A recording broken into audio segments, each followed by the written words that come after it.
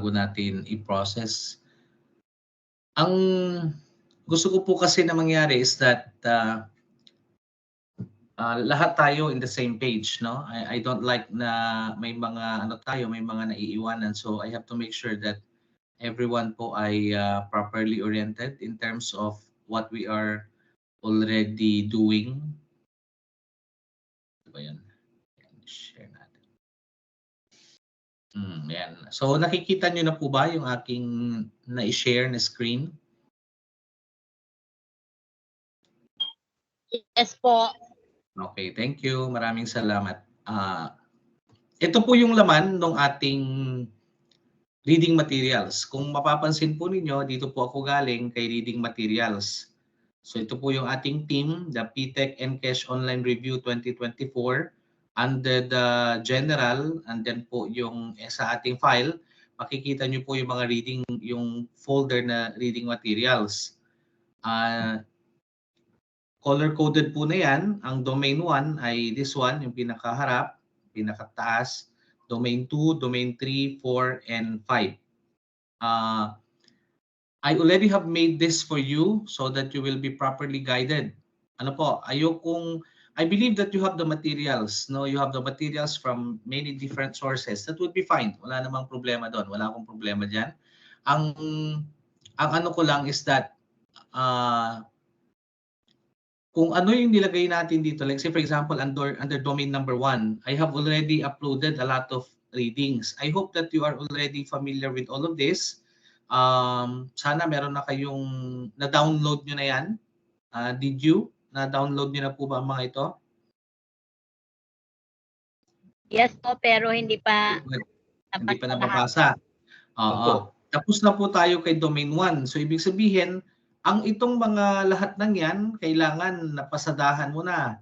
Okay? Nabasa mo na dapat yung IRR ng RA 10173, yung ng data privacy, DepEd Vision, QMS, ito yung isa sa pinaka-importante, yung RA 10533, ano pa ito nakalagay dito, yung adoption of the Basic Education Monitoring and Evaluation Framework. Dito yung isa, no? Please take note, DepEd Memo number 110, series of 2022. RPMS, nakalagay din dito, pero kung ako sa inyo, ang uunahin ko dito, this one, no? Yung DO44 series of 2015, which is the SIP.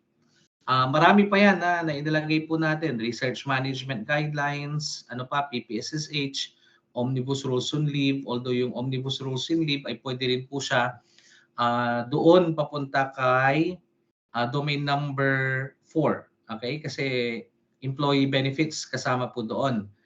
Philippine Development Plan, babangga siya dito kay SIP. Kasi kung ano yung SIP, kailangan naka-anchor siya kung ano yung plan in the national level and then into the division or region to division up to the school level. And then we have RA 9155. These are the reading materials that I would like you to focus for domain number 1. Balikan naman natin yung domain number 2 where we're going to have our discussion. This will be the last session for domain number 2. Napakadami na po nung materials na ilagay ko po dito. I believe na yung iba dito meron na kayo, but I would like you to read it carefully and make sure na you have a working knowledge, no, pagdating po sa mga topics na po na nandito. Yung Ease of Doing Act, isinama natin, Basic Education Enrollment Policy, kasi records po yan, School Site Acquisition, ano ba ito? Processing of Request. We also have our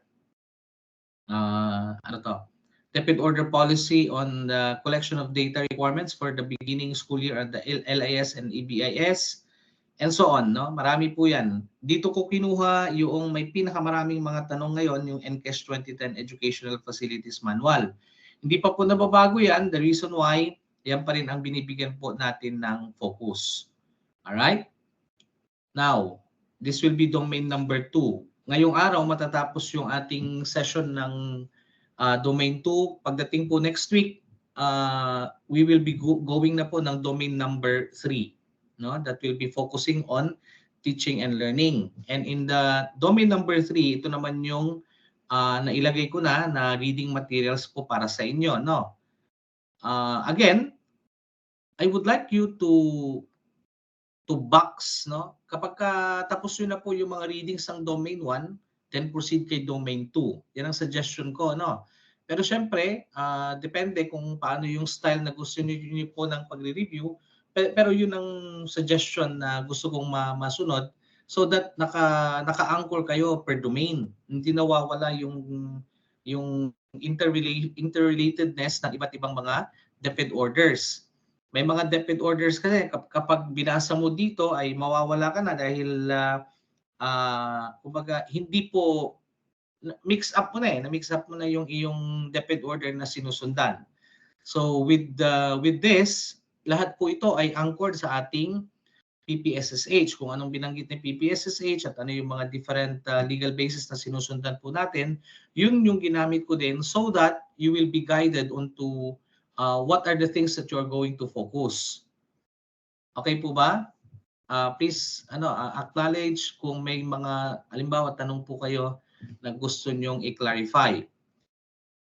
Domain number 4 then, developing self and others. You have to take note na konti pa lang yung nalagay ko dyan, pero ito yung mga mabibigat. Okay? Ano ba yung mga ito? Kirkpatrick's evaluation models, CPD, IRR on CPD, okay? Yung professional development unit sa atin. We have multi-year implementation ng PPST. We also have PPST, and then meron tayong merit selection plan. In relation to the merit selection plan, ang i-upload ko pa dito later on ay yung ora-ora ng CSC, no?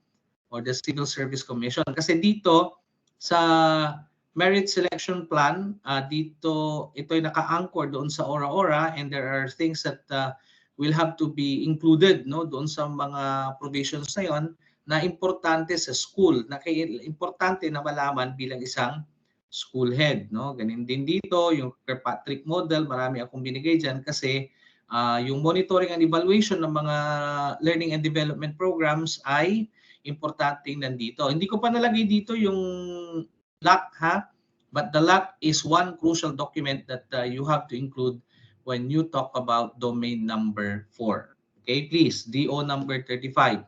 Series of 2016.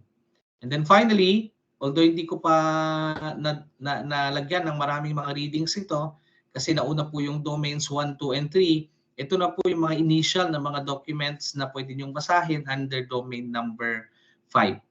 Okay? The GAD, the PTA, the SGC, the SEF, yan, mga importante mga documents ito that would cover, no, yung ating partnership ng senior high. Meron din po dyan akong i-upload a little later kapag naubos ko na pong i-upload yung ibang mga documents for domains 1, 2, and 3. Okay po ba? Any questions or clarifications? Now, isa pa, since naipakita ko na sa inyo yung laman ng mga different folders natin under the Microsoft Teams, ay gusto ko din ulit na balikan yung ating discussion about kung saan na nga ba, yan, nasaan na nga ba tayo when it comes to our level ng preparation. Okay, nakikita niyo po ulit yung aking screen. Please confirm. Thumbs up na lang kung ayaw mag-open. Salamat. Okay. Now, in here, ang gusto ko naman na focus dito, since naipakita ko na sa inyo yung laman ng files, we're through with this, no? Yung domain number 1. May mga discussion na tayo regarding the VMC or the VMGO, school planning, which is the SIP, policy implementation and review, still under SIP, research innovation, that will be research management guidelines or the RMG naman. Meron tayong program design and implementation, and the monitoring and evaluation processes and tools. These are all somehow included or discussed under the SIP process. Yan ang leading strategically. Ngayon, by the way, yung policy implementation and review, again, maraming mga legal basis tayo na babanggitin pagdating dito sa mga iba't ibang mga polisiya na yan na nag-govern sa ating school management. Dito tayo kay domain number 2, which will end today dahil nga nakadalawang sessions na tayo. Sa susunod po na meeting natin, dito na tayo kay domain number 3. So ano ba yung mga na-cover na natin? Records management, financial management. We'll be dealing with some provisions of the MOOE this time, school facilities and equipment. Napakaraming mga items tayo na ibibigay na may kinalaman naman kay 2010 Educational Facilities Manual. Management of staff, ito yung doon sa discussion natin on Ora-Ora, 2017 Ora-Ora, and the Merit Selection Plan or the MSP. Okay? School Safety for Disaster Preparedness, Mitigation, and Resiliency. Meron pong libro ng DRRM manual na I was about to, I think na-upload ko na rin yan doon sa ating domain number 2, and then Emerging Opportunities and Challenges. Okay? Mga kasama, kung natapos na natin itong domain 1 and 2, ibig sabihin may idea na po kayo dito sa iba't ibang mga provisions na nakalagay dito po sa ating dalawang domains. Bago ka lumipat mamaya papuntang domain number 3, 4, and 5, make sure po na lahat ng mga DepEd orders ay nakita mo na. Lalong-lalo na yung mga binibigay ko po sa inyo under the MS file. Okay? And then, sa susunod po na meeting natin, that will be on, ano ba ngayon? 9, Sa susunod na meeting natin ay 16. So, 16 and 23, dalawang Saturday na magkasunod, or dalawang Sabado na magkasunod, we're going to have domain number 3 naman. Dalawang tig 200 items ang ibibigay din natin dito. And then, magbe-break po tayo ng mahal na araw, that will be March 30. Babalik na po tayo ng April for domain 4 and domain number 5. Yung susunod na mga linggo na or Sabado, pagdating ng May, doon na po tayo magkakaroon ng mock test. Okay? Magma-mock test po tayo. We are already preparing for more or less mga ilang questions yun. Coming from the different domains that we have already covered. So, ititest na natin yung inyong resilience, ititest na natin yung inyong readiness. We will be conducting that via an online. Mag-o-online test din po kayo diyan. So, mariregister po sa amin yung inyong mga sagot, yung inyong mga... Yes, sir. That's how we process, That's how we process. Not sufficient to infer the statement. Okay, next. Another area that we would like to process ay ang pareho pa rin. The data presented is sufficient, not sufficient, false, and not covered by the data presented. Meron kang 5-year performance indicators of Colatog Elementary School from 2010 to 2015. Cohort survival, promotion rate, repetition rate, dropout, retention, and the NAT rate. Okay, statement number 6.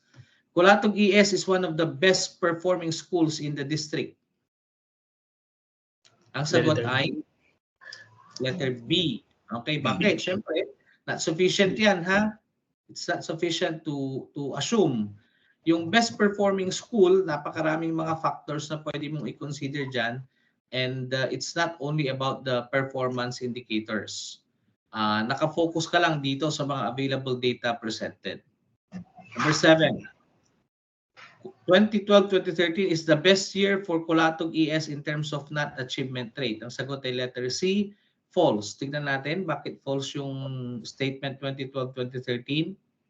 Yung 2012-2013, 78% 8, 96. Pero ang pinag-uusapan natin dito ay ang NAT. Nasaan ang kanyang NAT? Ang NAT niya ay, ilan ang NAT niya? 54.18.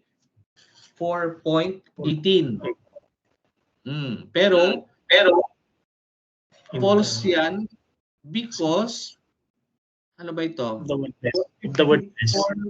4.18 ng 2012-2013. So siya ay pangalawa lang, di ba? Ang pinaka the best niya ay noong 2010-2011. Kaya ang letter C, number 7 ay letter C, the statement is false based from the data presented. Next, number 8, dropout rate of Colatog Elementary School is increasing. Tingnan nga natin. Asan ang dropout rate niya? Ito, 15, 23, 39, 17, 3.39. Ang tanong, is it increasing? Increasing po ba from 2010 to 2015? Increasing po ba yung dropout rate ni Colatog Elementary School? Hindi po, sir. Hindi. Hindi po, sir. Anong itsura niyan? Kung ipa-plot mo, 15, 23, nag-jump ng 39 pero nag-down ng 17 and then umakyat ulit. So, hindi po consistent na increasing. Kaya, that is letter C. Kung sana ang trend ay going up na hindi bumababa, then pwede mong sabihin na increasing. But in this case, nagkaroon ng sharp drop noong 2013, 2014 and then biglang abante na naman, increase na naman siya ng 2014, 2015. Number 9. The enrollment of Colatog ES is increasing in every year. So letter D ang sagot. Bakit letter D ang sagot? Meron bang data binigay about enrollment? Wala. Wala. So the data presented is the It's same not by the data presented. And for number 10, the promotion rate of Colatog ES is increasing from 2010, 2011 to 2012, 2013. Asan ang promotion rate niya? Ayan, promotion rate mula 2010, 90-40 to 95-37 to 96-86. Tama ba na ito ay increasing? Yes, sir. Yes. So, ang correct answer natin ay letter A, the data presented is sufficient to infer the statement.